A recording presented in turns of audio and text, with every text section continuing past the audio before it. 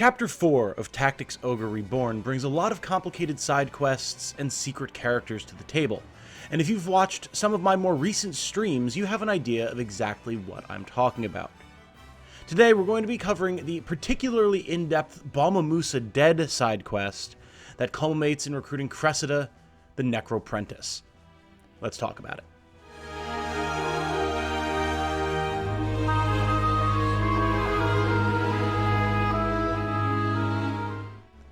Hello everyone, my name is Tom, otherwise known as Titanium Legman. As we're getting close to the holiday season, I've seen another spike in viewership on my Tactics Ogre videos. I'm not sure if this is because people are getting early gifts, or picking up the game for themselves after they've bought the gifts that they needed to get, or what's going on, but regardless, welcome! We've been growing really fast around here and are pushing for 5k subs by the end of the year, so if you found my content helpful, please subscribe. Thank you. Before we continue, I want to be clear about this. We are discussing late-game spoilers for a Chapter 4 side quest on the Chaos route.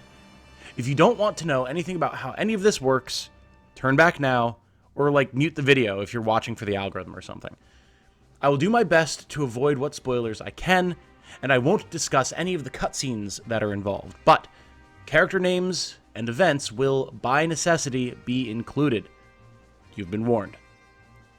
I've included chapters in this video that encompass all the major steps of the quest, so if there's a specific step you're looking for guidance on or you need to rewatch something, it should be easy to find. So, Cressida. If you've been paying attention, you'll know that Cressida is the daughter of Nibeth and Cassandra Obdilord, apprenticed to them in the ways of the dark arts, and a powerful necromancer in her own right. To recruit this powerful mage, there are some specific requirements. You will need to be on the Chaos route and make your way to Chapter 4. You will have to overcome 3 challenging battles against undead enemies, and most importantly, you will need high Golgastani Chaos Frame. If you're confused about any of this, especially that last bit, watch on. So the Balmamusa Dead. Once you reach Chapter 4 of the Chaos route, keep a close eye on the Warren Report. At some point, you will see an entry in the talk section titled The Balmamusa Dead. For me, this was unlocked after the events at Brigantes Castle, but your mileage may vary. Be ready, as once you read this entry, you will be forced into a battle at Balmamusa the next time you go there. At Balmamusa, you will find a unique cleric NPC who is beset on all sides by the dead and the damned. Your mission is to save her, which requires reviving her before her death timer ticks down. However, you're fighting uphill against the Horde, just like in the same map at the start of Chapter 2, so be prepared for a slug. I recommend you bring as many flying units as possible. I used wingmen and flying beasts. Also make sure you bring at least 2 clerics with you for dedicated healing and exercising duty. If you haven't had any deaths, you should have Donalto and Olivia available. They'll get the job done. Equip everyone in the party, and I do mean everyone, with Blessing Stones and the Grimoire Exorcisme items so that, no matter the situation, you have someone who can raise the fallen and exorcise the dead. Use the stairs at the start of the map to your advantage to funnel the enemy, but do be aware that enemy archers and spellcasters will take advantage of the height that they have, especially on the right-hand side buildings, to fire down into your backline. Once your flyers have resurrected the NPC cleric, have them start working on these ranged threats. Once you've established your formation, it's simply a matter of pushing forward, slowly clearing out the dead until the map has been completed. Just stay on top of healing and exercising, and you'll be just fine. Also, in case you were wondering, you do not need to protect the cleric once you resurrect her. She will teleport out, so it'll just be a matter then of fighting off the enemy. After you have cleared the battle at Balmamusa, some scenes will play out. Again, I won't spoil them here, but once they're done, you'll find yourself back on the world map. The one hint you have is that the dead apparently are marching on Almorica next. Fortunately for everyone involved, they haven't yet launched their assault, which gives you the chance to intervene. Prepare for another brawl with the dead and the damned, and once you're ready, head to Cadriga Fortress. At Cadriga, you'll find yourself in a different battlefield than the vertical climb you may be used to here. Instead, you're going to be surrounded on a relatively flat plain by zombie dragons, with a contingent of beasts and skeletons flanking one very dour-looking unique Terror Knight named Dievold. There's no fancy objective here, just defeat Dievold. If you can push forward and quickly exercise some stilled enemies, you'll make your job all the easier, especially if you can get rid of some of those zombie dragons. Speaking of dragons, dragoons will help immensely with the undead dragons and beasts that do manage to get on their feet, and a contingent of knights to hold the front line will be immensely helpful as well. Diavold himself isn't anything too scary. His attacks hit very hard, but he has very little in the way of ranged damage or healing beyond Drain Heart, and he is slow, just like any other Terror Knight. So, take apart as many of his troops as you feel you need, then collapse on him. He'll go down pretty quick. Your final stop is a return trip to Golyat, but before we discuss the battle to come, we have to take a bit of a detour, a little bit of a pit stop, if you will, and discuss Chaos Frame. What the hell is Chaos Frame, you might ask? What does it have to do with Golgistan? Well, I'm glad you asked. Chaos Frame is Tactics Ogre's way of describing reputation, specifically your reputation with the various factions. So, your Golgostani Chaos Frame is an indicator of how the people and nation of Golgistan as a whole view you. The same is true for the Bakram, the Wallister, and all the other factions, and the higher your Chaos Frame, the more positively the factions view you. This is extremely important, specifically because it will make the difference between Cressida joining you or going her own way after the coming battle. You need a Chaos Frame of 50 or higher with Golgistan to recruit this powerful Necromancer, so there you go, there's the answer. Your next question, though, is probably, how do I know what my Chaos Frame is? Well, that's the neat part, dear viewer. You don't. Unless you've beaten the game at least once, the meter that shows your Chaos Frame is invisible. So, if you, like me, want to get Cressida on your first run through the Chaos route, you'll need to do a little investigative legwork. Here's what you're going to do. Head to the nearest town or city, Almorica should do, enter the shop, and then the hire screen for new recruits. Find a Golgostani recruit as indicated by the clan section in their little recruitment card, and hire them, ensuring that they are a lawful recruit, specifically so that the coming messages line up with what I'm going to be indicating later in the video. Finally, go to your party screen, find this new recruit, and hover over their name with your cursor. There will be a message that is displayed, which gives you a vague overview on this unit's loyalty towards you. This is the case for any character, but because this new recruit has never entered the field of battle or seen you take any actions, their loyalty will be directly representative of Golgistan's overall opinion of you, and as such your Chaos Frame with them. Note that if you do not recruit a lawful unit, their loyalty message will be different from what you see here, so please make sure you went lawful. It'll just keep things simpler. With that message in mind, reference the list I have on screen now.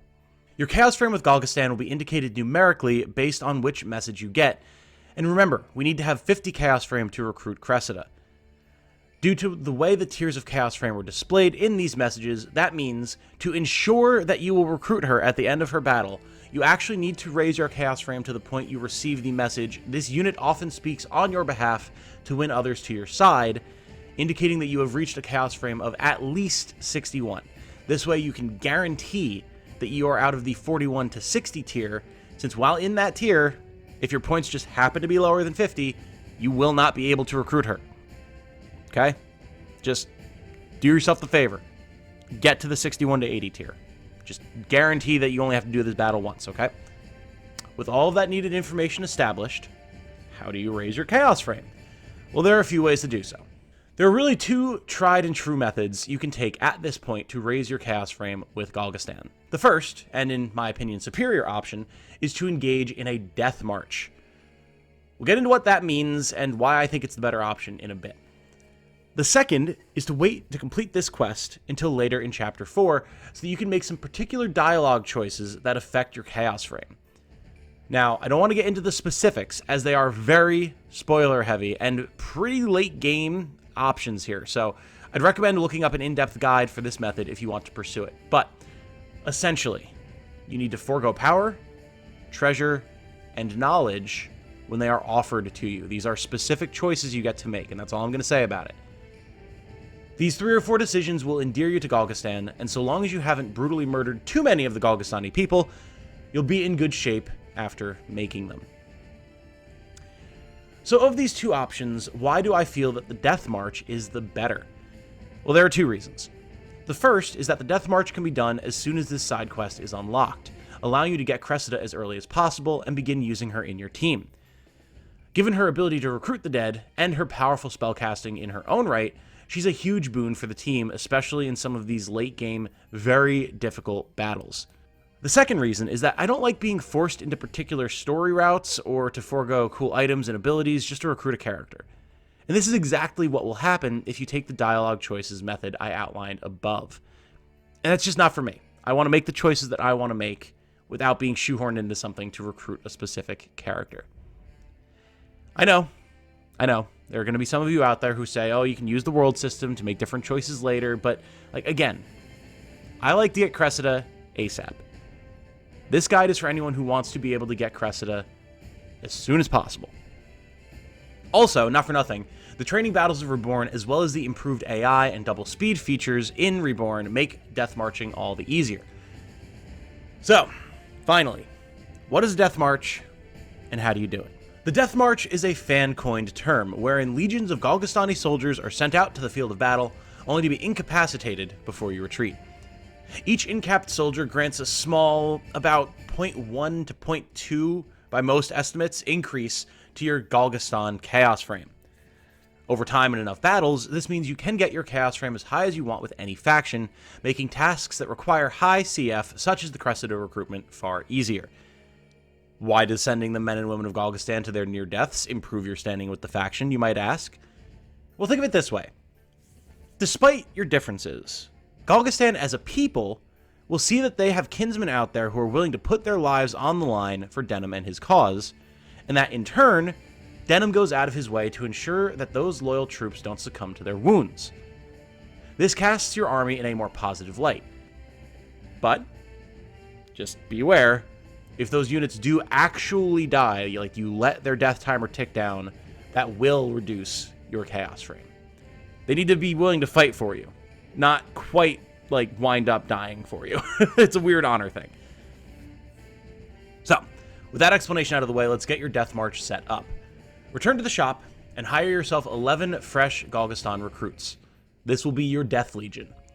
Turn everyone into a cleric to ensure that they are incapacitated as quickly as possible.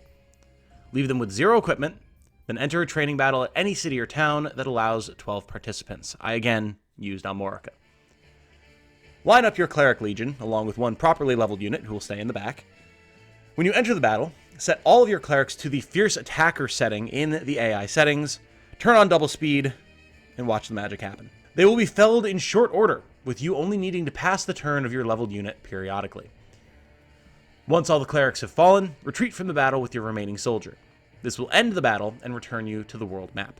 Note as well that it's possible that you could just bring 12 clerics instead of 11 and a retreater, but I'm not sure if that would count as a defeat and potentially deny you your points. Try it if you like. From here, it's simply a matter of repetition. Get yourself comfortable, put on a podcast or TV show. I recommend 1899 on Netflix, as Jane and I have been really enjoying it, and get marching. After 10 or so battles, pick up a fresh Golgostan recruit from the shop and check what their loyalty message is. It shouldn't be too long before you start seeing progress. Depending on how thorough you were over the course of the game with your campaign against Golgostani, you could have a lot of work ahead to fix your reputation. I started with, though not openly discontent, this unit is often at odds with your decisions, and it took about 2 hours of grinding on stream to get to this unit often speaks on your behalf to win others to your side, which is the point at which you need to be. At that point, you will be guaranteed to be able to recruit Cressida. So, periodically check a fresh recruit and see how far along you are, and you'll be ready to move on to the last battle in this quest. Note as well, once your Death March is done, you can kick all those clerics and other random Golgostani out of your army with no consequence. Moving on, we finally get to the battle for Cressida in Golyat. With shenanigans like Chaos Frames and Death Marches over with, the time has come, and it's going to be a heck of a battle. Just like the previous 2 fights in this quest, you're going to want your party outfitted with Blessing Stones and the Grimoire Exorcisme item for dealing with the undead. Flying units will again be of use to navigate the terrain, and the Crystallized Flame consumable could also be useful, as there will be a lot of magic damage flying around here, and that consumable applies a buff to your magic resistance. Make sure your whole party has crafted legwear to increase your move range, and bring your best fighters. My team comp was the following. I had Terra Knight Denim, White Knight Gildas, 2 Octopi with Dash, Aqua Veil, Aqua Bubble, and Acid Rain, Vartan Canopus with a dagger, a one-handed crossbow, and wind magic, a griffin, a human beast tamer with empower beast and lobber healing, a winged beast tamer with empower beast and lobber healing as well as debuff items, a winged warrior with a +1 claymore for breached application, Donalto and Olivia for healing, resurrection, and exorcism, and RSL as an archer for some long-range attacks. Note that you'll be contending with an array of powerful foes, including past bosses like Hector, Vice, Moldova, and Cassandra, as well as a variety of newly classed spellsword skeletons and birdmen, as well as Nybeth himself. Pay particular attention to these blue undead quote-unquote units. They are nasty. They can hit hard in melee, they can hit hard at ranged, and your normal tactics for dealing with the undead won't quite work on them, so they're almost mini-bosses in their own right. Upon entering the battle, you'll see Cressida has been downed in much the same way the cleric Oelius was at the start of this quest. You will need to get to her and revive her before her timer runs out, but unlike Oelius, Cressida will not retreat when you resurrect her. As such, you'll need to keep her alive for the whole fight, so healing and buffs are a must. I recommend pushing hard up the center of the map, using flying units if you have them to take early choke points and start landing attacks on the necromancers. Moldova and Cassandra have high damage output but are quite squishy, and dropping them early will save you a lot of pain in the long run. My empowered octopi were a huge boon here, with their thrown boulders hitting very hard, and they allowed me to make use of that nice pond in the center of the map that's otherwise just unnavigable terrain. By pushing up the middle, not only do you get to drop the necromancers and establish a position around Cressida, it'll also allow you to establish a front on the very conveniently placed choke point that the stairs provide. This will allow you to funnel half the map to these stairs, including bosses Hector and Vice, and keep them at bay while you deal with the dangerous casters. I personally used Terror Knight Denim for this, but there are plenty of good options for tank here, so choose what works best for you. With your lines established, you need to decide when you're going to revive Cressida. I recommend waiting until the last possible second, letting her timer drop to 1 to give you time to prepare a big wave of healing.